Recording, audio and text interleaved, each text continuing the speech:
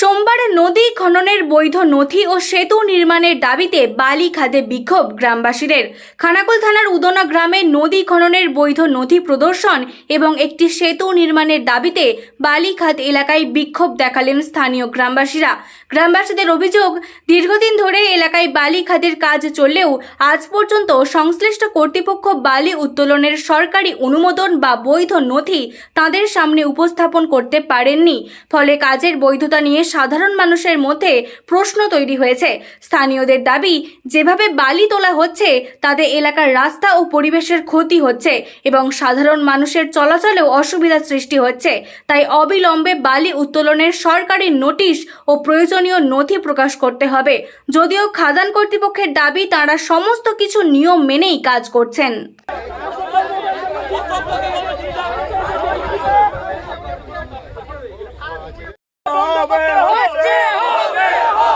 বালিখাদ অবিলম্বে বন্ধ করতে হবে। কোন আইনে পাস আছে অধিদপ্তর আমাদেরকে কাগজ দেখাতে হবে।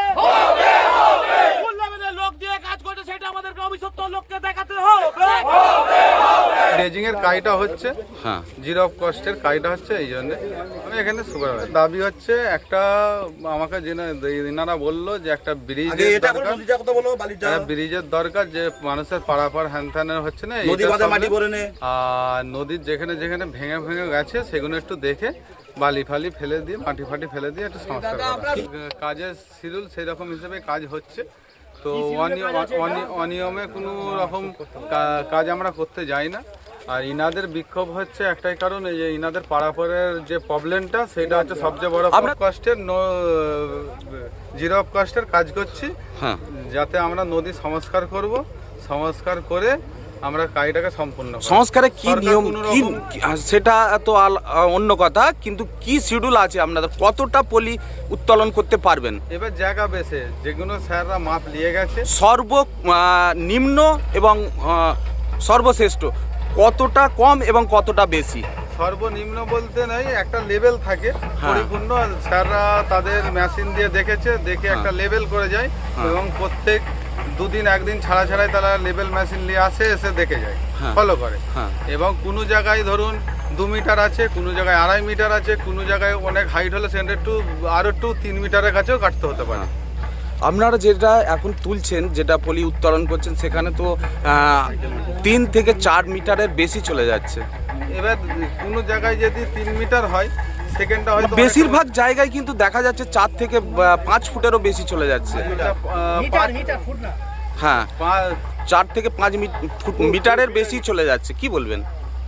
এবার আমাদের যেটুকু মাপ নিয়েছে স্যাররা, এবার যেটুকু ওরা লেন্থ থেকে, স্যারেরা কি আপনাদেরকে দেখিয়ে দিয়েছেন এইগুলো এখানে এতটা করে ডিপ কাটতে? ব্যাংক থেকে ব্যাংক টু ব্যাংক যে হয়, মানে নদীর এই বাঁধ থেকে ওই বাঁধ থেকে ওনারা মেশিন ফেলে এবং নিচতে মেশিন থাকে, তার একটা লেভেল হয়, সেই লেভেল হিসেবে দেখিয়ে দেয়। হ্যাঁ, এবং ওনারা 2 দিন 3 দিন ছাড়া ছাড়াই এসে ওরা সার্ভে করে।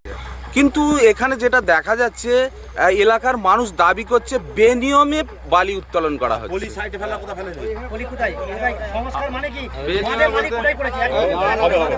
বেনিয়মে বলতে আমাদের কাজে যেই রকম সিস্টেম, আমরা রয়্যালটি দিয়ে গাড়িগুলো তার মাল নিয়ে যায়। কিন্তু এলাকার মানুষ এবারে ডিপ বলতে ওই তো আপনাকে বললাম যে আমাদের একটা থাকে, নিয়ম থাকে, সিস্টেম থাকে, সিস্টেমের ভিতরে ব্যাংক টু ব্যাংক।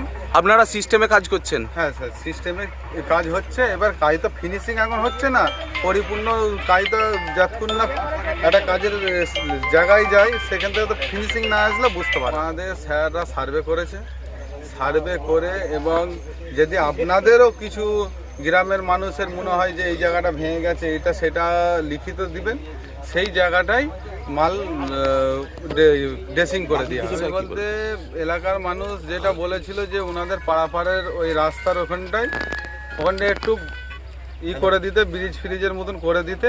যেহেতু স্যার আমাদের কাজটা অনেক দিন বন্ধ ছিল, কিছুদিন বন্ধ ছিল ইলেকশনের কারণে, তাই জন্য আমাদের কাজটা আগাতে পারিনি। ওনাদের যেই পজিশনটা আছে সেটা অনেকটা পিছনে, রাস্তাটা সরকারি প্রসেসের কাজে। আমার নাম তুহিন।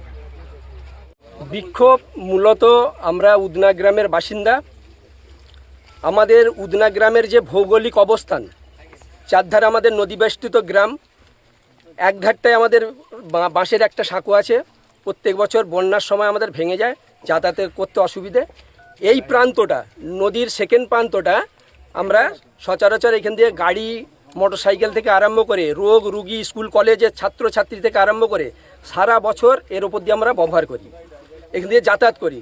এবং প্রত্যেক বছর দেখা যায় যে 3 মাস আমাদের মানে লুঙ্গি পরে বা গামছা পরে আমাদেরকে নদী পারাপার হতে হয়। এখানে খুব চলাচলের অসুবিধা হয়ে যায় বর্ষাকালে বিশেষ করে, যার জন্য আমাদের আন্দোলন মূলত এটাই যে এই যে বালি খাদান, অবৈধ বালি খাদান, আমাদের কাছে কোনো সরকারি নোটিফিকেশান নেই। যদি সরকারি নোটিফিকেশান থেকে থাকে তাহলে অবিলম্বে এখানে বোর্ড টাঙানো হোক, সেটা আমাদের কাছে এখন ক্লিয়ার নয়। যে সেই জন্যই আমরা চাইছি নোটিফিকেশান জারি হোক। যদি অবৈধ হয় নোটিফিকেশান সরকারের পক্ষ থেকে জারি করতে পারবে না, যদি সরকারের পক্ষ থেকে নোটিফিকেশান জারি হয়ে থাকে তাহলে জানবো যে সেটা বৈধ, তাহলে আমাদের বোর্ড লাগাতে হবে। এখানে ড্রেজিং হচ্ছে কি অবৈধভাবে বালি তোলা হচ্ছে সেটা আমরা এখনো পর্যন্ত ক্লিয়ার নয়। আমাদের কাছে কোনো তথ্য এখনো পর্যন্ত প্রশাসন লেভেল থেকে এসে পৌঁছায়নি, যার কারণে আমরা আন্দোলন করে এটাকে এখন স্থগিতাদেশ করছি। আমাদের দীর্ঘদিনের দাবি, আমাদের যেহেতু নদী বেষ্টিত গ্রাম, আমাদের একটা পাকাপুক্ত ব্রিজের দরকার। আমরা 4000 থেকে 5000 মানুষ আমাদের গ্রামে বসবাস আছে। এখানে আমাদের এবং আমাদের যে স্কুল, এখানেতে 3টে প্রাইমারি স্কুল, একটা হাই স্কুল এবং ICDS আছে, সেখানেতে খুবই যাতায়াতের অসুবিধা হয়। এবং কি একটা আমাদের স্বাস্থ্যকেন্দ্র তৈরি হয়েছে, হ্যাঁ, ইদানিং চালু হয়ে যাবে, যার কারণে আমাদের যে যাতায়াতের ব্যবস্থা যদি সুদৃঢ় না হয় আমরা কিন্তু এই বালি খাদান অবিলম্বে বন্ধ করব। আমরা গ্রামবাসীর পক্ষ থেকে জাতি ধর্ম বর্ণ নির্বিশেষে কোনো রকম পার্টি পলিটিক্স নয়, যতক্ষণ না আপনাদের দাবি মানে ততক্ষণ কি খাদান বন্ধ থাকবে? হ্যাঁ, একদম বন্ধ থাকবে। এবং আমরা যদি সরকারি নোটিফিকেশন হয় যে ড্রেজিং, তার একটা প্রোফর্মা আছে, কতটা হাইট কতটা লেন্থ এবং তার পাশের যে আমার বাঁধ আছে তার রক্ষণাবেক্ষণের জন্য যে সেই মাটিটা, অবশিষ্ট মাটিটা সেইখানেতে ড্রেজিং করানো, সেইটা আমরা কিছুই রূপরেখা দেখতে পাচ্ছি না। এখানে সম্ভবত এমনি খাদান করে করে বালি অনেকটা ডিপ, প্রায় 50 ফুট ডিপ করে দিয়েছে, সেইভাবে বালি তুলে নিয়ে যাচ্ছে। কিন্তু এটা গ্রামের পক্ষে একদম বিশেষ ক্ষতিকারক। আমরা পূর্বপুরুষ থেকে আমরা এরকম একটা বাতাবরণের মধ্যে রয়েছি, আমাদের যাতায়াতের বিশেষ অসুবিধে। আজকে যদি আবার এই নদী খনন হয়ে যায় তাহলে কিন্তু এই নদী আমাদের উদনা গ্রামের প্রায় 5000 মানুষ, তাদের এই বর্ষাকালের জীবনধারাটা একদম দুর্বিষহ হয়ে যাবে। যার কারণে আমরা চাইছি সকল গ্রামবাসী এখানে উপস্থিত আছেন, আপনারা আপনাদের মতামত প্রকাশ করুন যে এটা বন্ধ হবে তো, বন্ধ হবে তো। আমি রাখছি আমাদের কংক্রিটের ব্রিজ যতক্ষণ না হয় ততক্ষণ পর্যন্ত এই নদীতে কোনো ড্রেজিং ব্যবস্থা, কোনো অবৈধ ব্যবস্থা বন্ধ করা যাবে না। শ্যামলেন্দু গুসাই, উদনা গ্রাম।